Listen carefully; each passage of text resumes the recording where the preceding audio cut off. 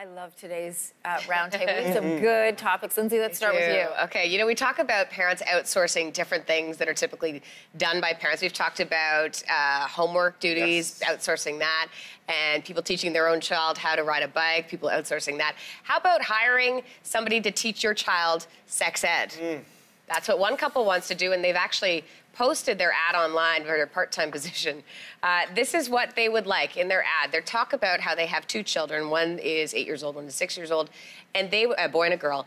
And this is the part-time nanny job in Bath. Okay, so we have two children, daughter 8, son 7, there you go.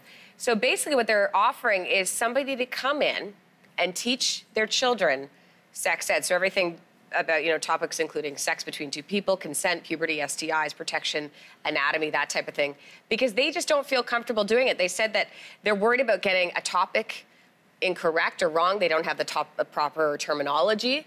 So they've decided to offer somebody about $4,500 Canadian to do this for them. And they're not going to be in the room, is my understanding. They will not be in the room. No, they will not be in the room. It will be recorded, though, so that they can watch it later if they have more questions. So I'm of two minds on this. One, I feel like you should be able to teach it at home. It is, here in Canada, it's taught in schools if you opt in for that.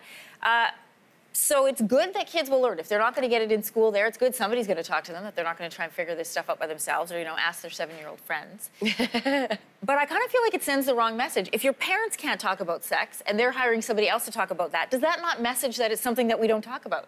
Right. It's a topic that really parents need to have with their kids, though, because we know that, you know, sexual stuff is happening with young adults. I would argue that 7 is too late. Yeah. 7 o'clock's too late. Yeah. Also 7 years old.